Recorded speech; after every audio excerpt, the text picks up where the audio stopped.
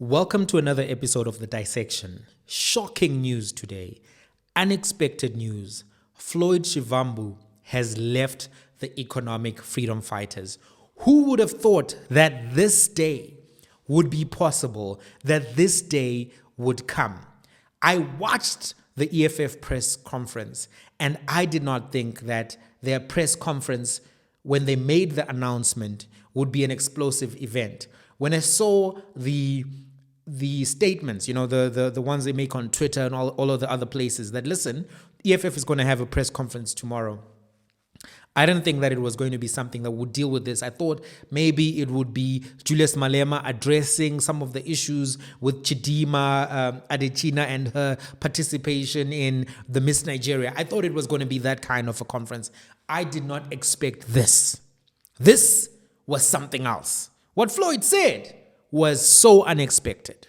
We've called this press conference as the officials of the EFF now, so that we get an opportunity to publicly read out the letter which I sent yesterday to the President and Commander-in-Chief in terms of the politics of South Africa.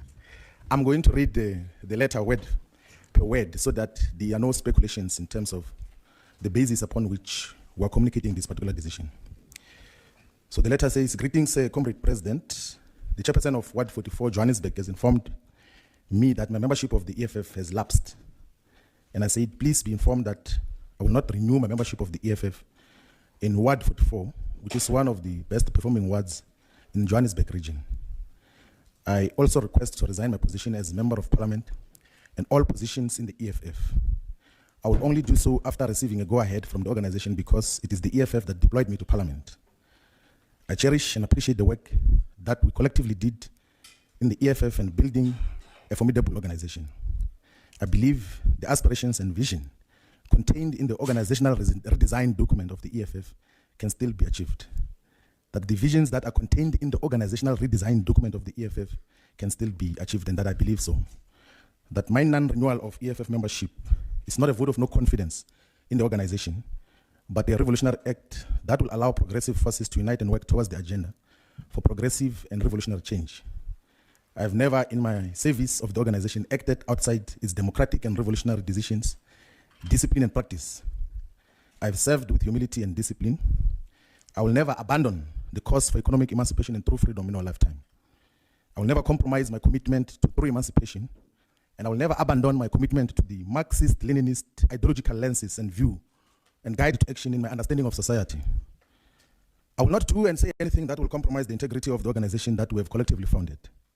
My sincere plea is that in its reflection of the decision that I have taken, the organization should also avoid mischaracterization of an otherwise revolutionary and disciplined decision to not renew membership of the EFF, and the request that I must be released from all areas that I'm deployed on behalf of the EFF. And then say that we have over the years played an important role in shaping the politics of South Africa and the continent, the African continent. We have all played our parts progressively, and I have no doubt that we will continue to do so in our respective different responsibilities. I firmly believe that political decisions should never be personalized and treated as betrayal of the cause and of individuals. I say, Comrade President, you're my brother and comrade, and will always cherish the contributions we made in our lives during the formation of the EFF, even prior to that. I wish the economic freedom fighters full prosperity and success, and wish that all the commissars and ground forces and public representatives and members of the EFF Students Command will accept this very difficult decision that I have taken. The struggle and war for economic freedom will never be compromised by any individual decision.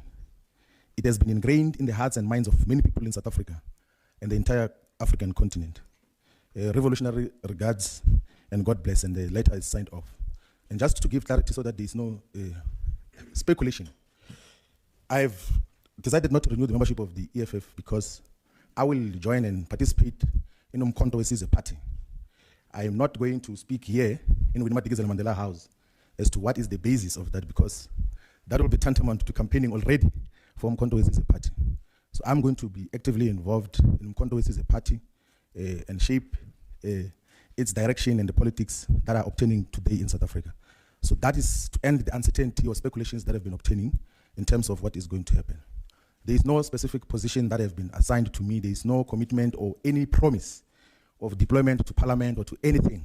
It's a decision that I have taken, and I think and believe that it will add meaningful value to the progressive and revolutionary politics that must be pursued by all the progressive forces in South Africa. Thank you very much.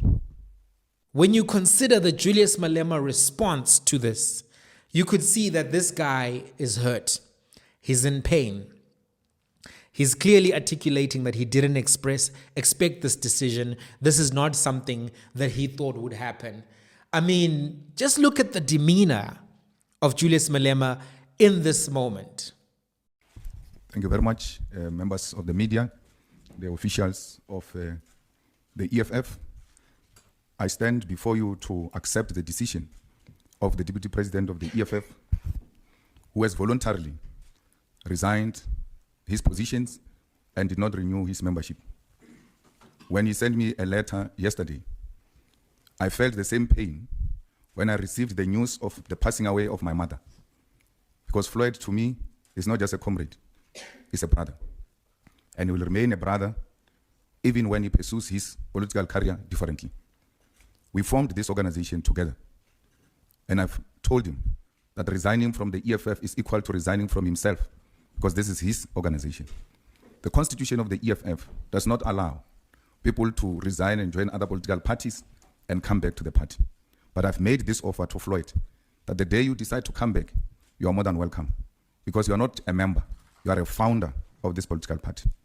So you are not our enemy, will never be your enemies, we'll continue to engage on different political and personal issues. Floyd is not the only one. Jimmy Manyi has also resigned to go and join MK.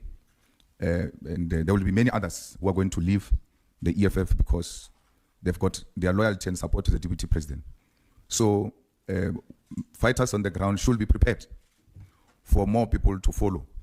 And this should not serve as a point of collapse for the EFF. This is a testing moment. The organization that has lived beyond 10 years has never been through this testing moment. The EFF will have to pass this test or it will have to die. And we, as members and leaders of the EFF, will defend its life, will make sure it lives forever for generations to come. It is the responsibility of the provincial leaders, the regional leaders, and the branch leaders to consolidate the ground and strengthen the branches of the EFF. This is not the end. It's the beginning of a journey, because we've turned 10 years and this is a new chapter for the EFF. So you can be rest assured that we are not going to be howling insult at each other. We're not going to be speaking bad about each other. Individuals make individual political decisions, and they will stand by those decisions. We all write our own individual history, and the Deputy President has decided to write his own history.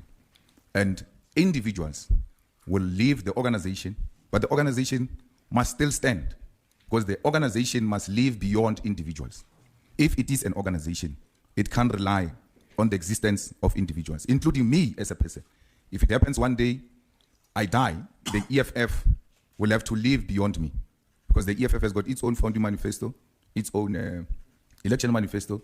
The EFF is well represented in Parliament and will continue to execute its responsibilities. We wish DP all of success. We know that wherever he's going to be of value. We've lost a valuable member as the EFF, but the show continues. Thank you. I think I cannot overstate to anybody, and for the international viewers watching, or maybe people who don't follow South Africa politics so closely, this was really a bombshell. This really was. Floyd Shivambu and Julius Malema have been like Batman and Robin. They have been like Michael Jordan and Scottie Pippen.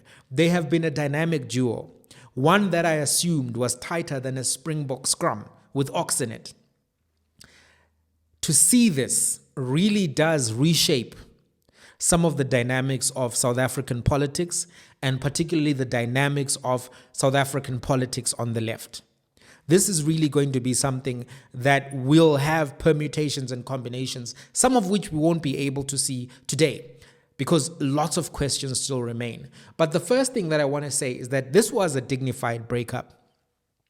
If ever political leaders are going to split up, this is perhaps one of the best ways to do that. Expression of love, expression of friendship, expression of solidarity, respect for political decision making and calculation by individual players on the board to say, listen, I'm going to take my political talents to this other place and see what I can do. I think it was a very dignified arrangement, the way that it was done.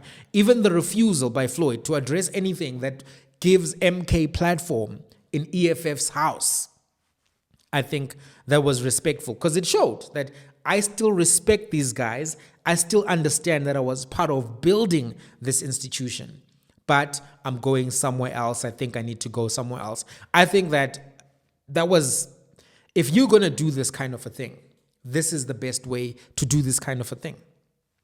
Questions remain, though. Lots of questions remain. 3 questions I can think of.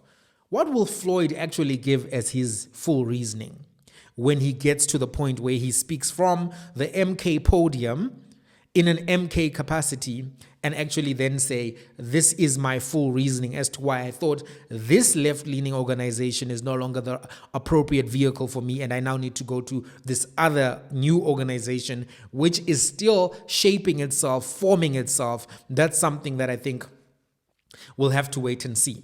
The other question that remains is, who will follow Floyd into the MK? How big is this particular moment for the EFF? Is this an Andile Mqitama moment, or is it something bigger? Is it a EFF ANC moment when the EFF left? Not they didn't leave, but when they actually formed the EFF because of the expulsion from the ANC and the ANC Youth League. Is this that kind of a moment?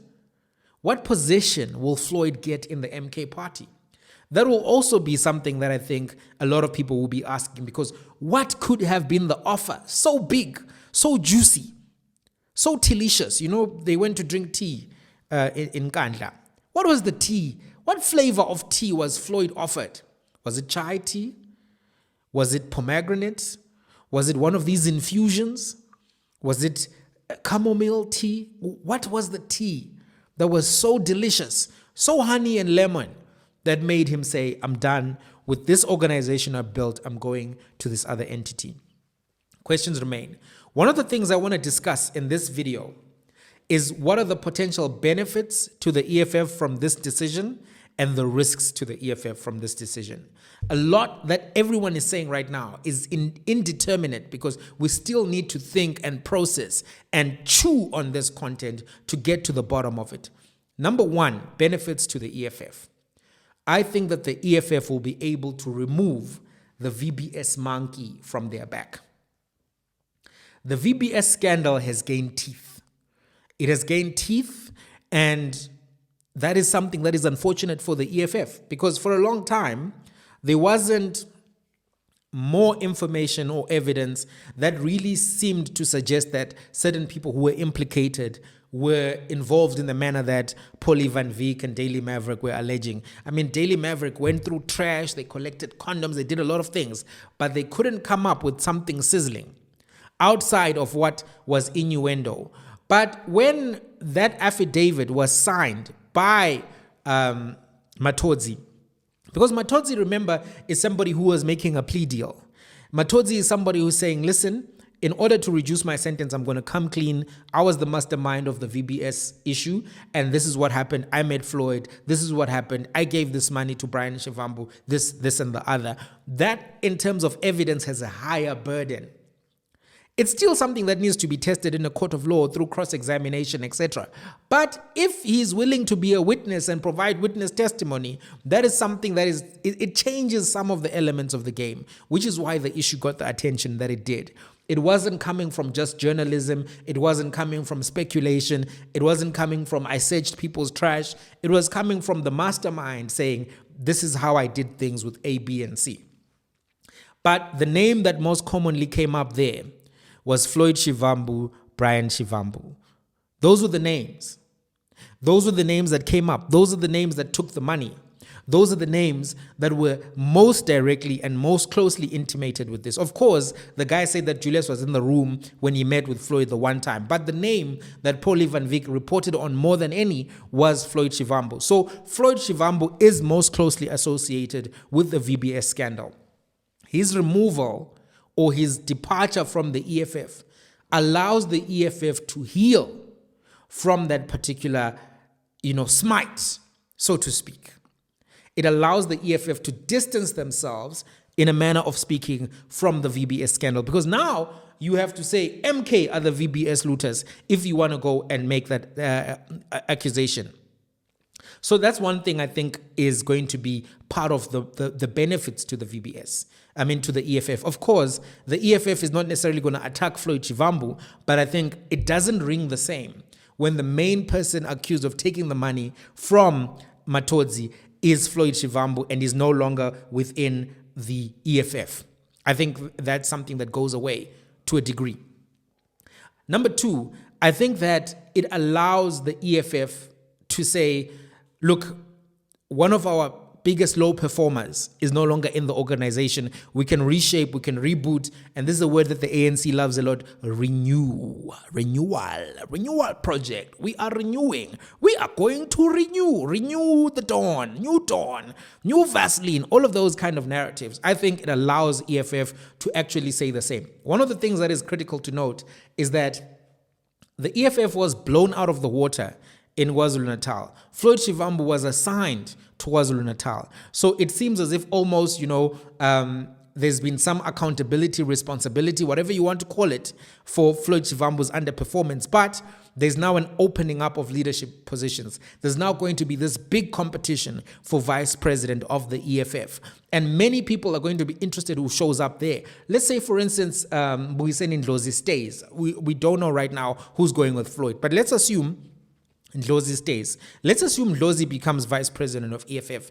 There's so many people who love Mbuyiseni Ndlozi, so many people who think he's talented. He also has a PhD, in political science. So it's not like you're losing political talent for political talent in terms of the academic side of things. People think that Ndlozi did well in the provinces where he was appointed to, be the leader in terms of bringing things back into shape. I think he was in Limpopo or at some point, and then he was delegated to Gauteng and was part of the team leading in Gauteng. So people are going to be happy with him. People were happy with his articulation of EFF positions as we were getting closer to the election date. So Ndlozi has a lot of buzz within the EFF. And some people think that it's his turn. And now an opening has opened up, and it's one that I think he may be a front runner to fill, right? And what that does is it creates just think about, I'm going to give you an example. Joe Biden was running for president, and the Democratic base was bored. They were bored. There was no enthusiasm. A lot of people were concerned about his age. A lot of people were saying things behind the scenes even before the debate. They said, look, this guy, we don't know if he's going to win against Trump.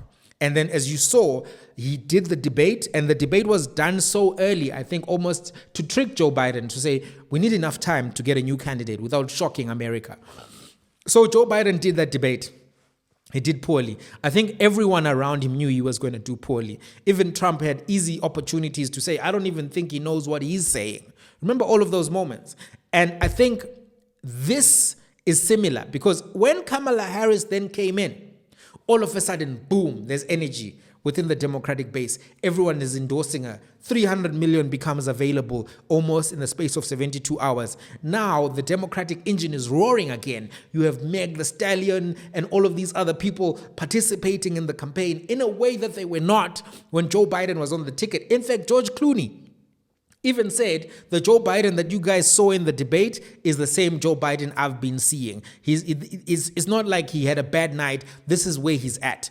What I'm trying to put across is that a change in face and a race for a particular place or position can re-energize the party, bring back new attention, new energy to the party as people begin to renegotiate what the party stands for. I think Julius Malema is still the strongest name at the top of the ticket, but in vice president, you could actually do something very amazing there. And I think the EFF is in a position now to bring a lot of attention to itself. This is a benefit, a potential benefit.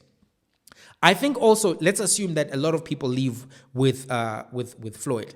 There's a lot of talent within the ranks of the EFF that have been waiting for an opportunity to run with leadership positions. If you look at what they've been doing in universities across the nation, they've been winning SRC elections. They are strong in many places where people may underestimate them, but where they'll be able to maybe bring in more talent. Because one of the things that people are critical of, the ANC, for example, is that there's not a lot of young people there. The EFF has been a training ground for lots of young politicians. And I think that one of the benefits of this particular departure, and perhaps that of others, is going to be that, there will be openings for other people within the EFF, and those people will be able to become household names. In the same way that Mbuyiseni Ndlozi wasn't a household name. Many of you didn't know Ndlozi before his EFF days. He was at Wits, I was at Wits at the same time, he was at Wits, and I knew him on campus, but you didn't know him like that, right? So Ndlozi is an example, right?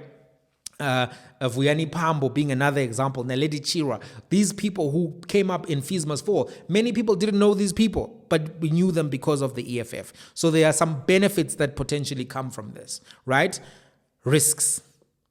This is now the other side of the equation, because we have to do a scenario analysis. They could either benefit or it could explode. One of the risks that exists is that there's been some very, I think, genuine concern for Julius Malema's health. And one of the concerns maybe that people could have is that he's not 100% healthy anymore, and therefore the organization is not going to have a strong leader for a very long time. I actually hope that he lives long and gets to match those Mandela numbers. Why not? Let's live long, guys. But there are some people concerned about his health and worried that he's not 100%. So there's a risk now that without a succession plan, or a clear succession plan, that there could be turbulence at the top of the party ticket. That's a risk. I'm just saying it so that we are aware that it does exist. Sometimes when I make content about the EFF, I'll see people commenting about Julius Malema's health and their concerns about it. Some of the people are very nasty, very toxic. Some of the people are just genuinely concerned about his health and well-being. So that's a risk that exists. And maybe Floyd knows something that he's not sharing, or whatever the case may be. Right? So that's a risk. Another risk is that you are losing somebody who has a lot of institutional memory about the organization, a co-founder, someone who was there from the foundations, someone who was in all of the rooms and spaces where Julius and Malema and others have been. Losing that kind of institutional memory weakens organizational, robustness, so to speak, because you lose one of the wise men of the party who know how things are done, how things can be done, how certain, PR issues can be dealt with, how certain HR issues can be dealt with effectively. You also lose somebody to a rival organization. Even though there's this talk of a progressive caucus, you still have internal rivalry because everyone is fighting for maximum votes and everyone wants to be in a position to have positions of power. You lose somebody who understands your tactics, your strategies, your street game, your secrets. And having somebody like that being able to brief your opponents about this is what these guys do, this is what these guys do, that can make you vulnerable to that particular organization. It can make you very vulnerable to them, and that's a risk. Depending on who goes with him, it can also hurt the intellectual coherence of the EFF. Right now, Floyd is one of the people in the EFF with a PhD. Mbuyiseni has one, and these guys have been contributing a lot to, the Marxist, Fanonian, Leninist, scholastic form of thinking. Personally, I'm not a Marxist, I'm not a socialist, I'm not Fanonian, but I do appreciate the arguments that are made by some of these scholars and thinkers. I'm somebody who considers themselves a capitalist, but I do appreciate the critiques of capitalism that come from some of these scholars and thinkers. And I do appreciate some of the thoughts about race and blackness and our positionality as black people in this global order that comes from all of these thinkers. And some of the strongest advocates and, curators of this thought leadership within the EFF have been people like Floyd Shivambu. So I think if you lose him and you lose other people as well, it could become a risk to the intellectual coherence of the party. That's not to say that there are not other people who also have studied Marx, Fanon, Lenin, and a variety of other scholars and stand for what they stand for and are happy to, provide political education to the rest of the membership. That's to say that it's a risk, right? What else? There's also a risk here, a perception risk, or even, I think there's a perception risk that I can call it a perception risk. That risk is that right now, this particular set of developments makes it look like Jacob Zuma outsmarted not only the ANC through the way that he did the secret launch of MK, won all of these cases, etc., but that he also outsmarted the EFF. Right? That is something that could exist as a perception. I'm sure there's somebody right now in a tavern saying that Zuma is a chess master. He has checkmated Julius Malema. That's a conversation that's happening, no doubt, in my mind. It's happening in a taxi right now. There's a taxi going somewhere. Let's say it's going Mpangen. And in that taxi, khona umuntu osho ukuthi ubaba umshayeli uJulius umfundisile isifunda ngeke asikhohlwe, which is to say Julius Malema has been taught a lesson by Jacob Zuma that he won't forget. That conversation is going to happen, I think. Right. Now, I've discussed the benefits, I've discussed the risks. There are other things that I think are worth noticing. This could be something that is a precursor to something else. Because one thing about Jacob Zuma and politics that is involved in it, full of surprises. So it could look like a low moment for the EFF, but it could be a precursor to some kind of coalition of these guys at a later stage as one entity. You never know. Thabo Mbeki underestimated COSATU, ANC Youth League, and a few other people, and Zuma, Zuma from the outside. So this is a combo that has delivered powerful political moments in South Africa. Zuma, Julius Malema, Floyd Shivambu. There were a few other people in the mix, Bob Malisi Kikaba, Fikile Mbalula, and others, Pulemabe, etc. But the point that I'm trying to make is, in as much as everything is happening in the way that it is, we must not rule out surprises down the road. Surprises down the road. Having said that, there are some things that I think are worth considering just briefly. Is there credence to the theory that Floyd deliberately did a bad job in KZN? People pointed out that, the event in KZN was not as well attended as the event in FNB Stadium for the 10-year anniversary, the manifesto launch.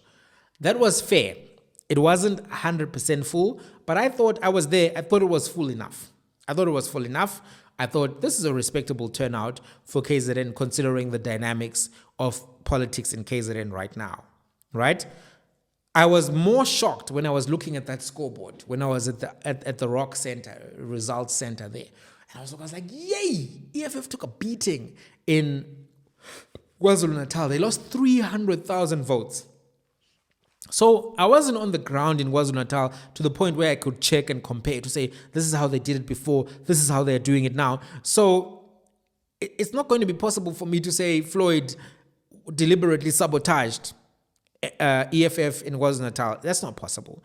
But it is clear that this is going to be something that will continue to be part of the conversation because EFF lost 300,000 votes in KwaZulu-Natal. It was a very poor turnout. I thought that drop was incredible. I didn't think it would be that kind of a drop. EFF, I think, it almost got wiped out. I mean, it happened to ANC as well, but that's something that I anticipated in terms of what's going to happen in KwaZulu-Natal. But I did not anticipate the blowout in KwaZulu-Natal that happened to the EFF. Think about it like this. Mpumalanga also had a strong performance from MK, but EFF was not wiped out in Mpumalanga.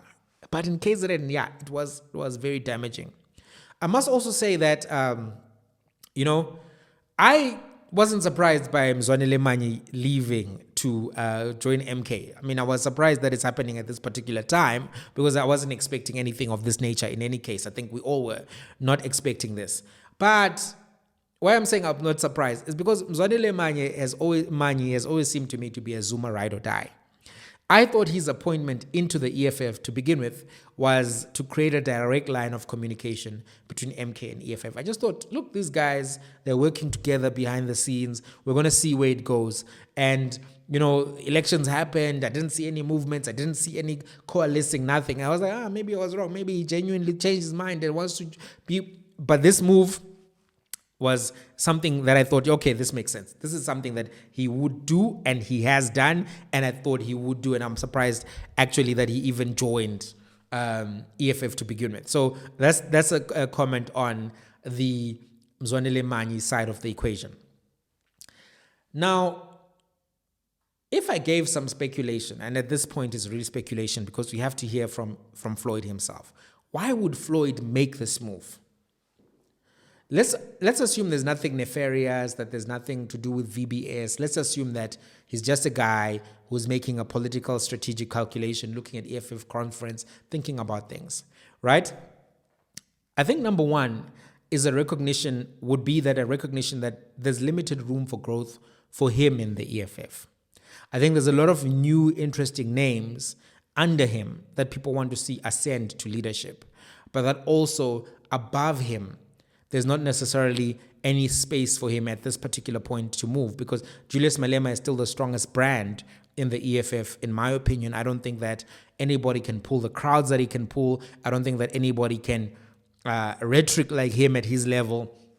I don't think anyone has the gravitas that he still has at this particular moment. So if you're Floyd, looking up, there's no room. But looking down, there's a lot of challenges. You may think, let me make a lateral decision, right? So that I join another entity and reset my clock and reset my potential and what I can bring to an organization. And maybe at a later stage, he comes back to the EFF. Who knows? Because I think it's interesting that door was left open for him, even at this particular point. So that could be one. Another thing could be a recognition that his brand right now is not kosher. It's not halal. It's not sigale keke type of brand. And which is to say that there's a lot of stuff that swirls around his brand that could limit him in any event within the EFF. And maybe because of those reasons, he thought, you know what, let me just cut my losses. Let me make another strategic move. Let me see what I can do out there, right? But this is a highly risky move for him as well, because he's coming late into MK. So assuming that there's nothing that was made as a deal before the fact, that, he didn't help them in KZN in any shape or form, that is just going there because he thinks, this is new. Maybe I can do something. They've also got more votes than us at this moment. Maybe this can be a vehicle to take me all the way. Floyd was an SRC president at Wits University, and he was very influential in Wits University politics, that even though I arrived at Wits much, much later than him, I was still hearing his name. So I'm raising this just to simply say that he does have aspirations to be the leader, to be the man in charge. And maybe he sees that, Zuma is not going to go to parliament, and maybe Judge Hlophe is not going to be the long-term leader of this entity. If I join now, maybe I will become the leader of MK. What he brings to MK is that he brings them an access into Limpopo province, a province where they've not really been good, right? It's a province where he's from, and I think he can contribute and grow the organization there. So if MK is also trying to become a national party, there's definitely something that he offers there that could make him an interesting offer, right? Because they've already got KZN locked down. They've already got growth in Mpumalanga. Obviously, Gauteng is going to be competitive, but they've got some vote share here. They didn't do so well in Limpopo province, for instance. And maybe they think, Floyd can help us there, can bring his expertise, his long history in ANC Youth League politics as well as EFF politics, to help us with this thing, and maybe even help us strengthen our ideological offering. Because now we've got a PhD scholar to help us with this jurisprudential argumentation around constitutional reform, but maybe we need a leftist scholar and thinker to help us strengthen our leftist offering. So this could be part of why all of these developments are happening. But I did not expect this. Did you expect this? Were you expecting this today on the 15th of August, that Floyd Shivambu would split up from the dynamic duo that has always been Julius Malema and Floyd Shivambu? Did you expect this? Why do you think he made this move? Let's have a conversation in the comments. If you haven't subscribed, subscribe. It helps others to find the channel, and it lets YouTube know that you enjoy this content. Till the next one.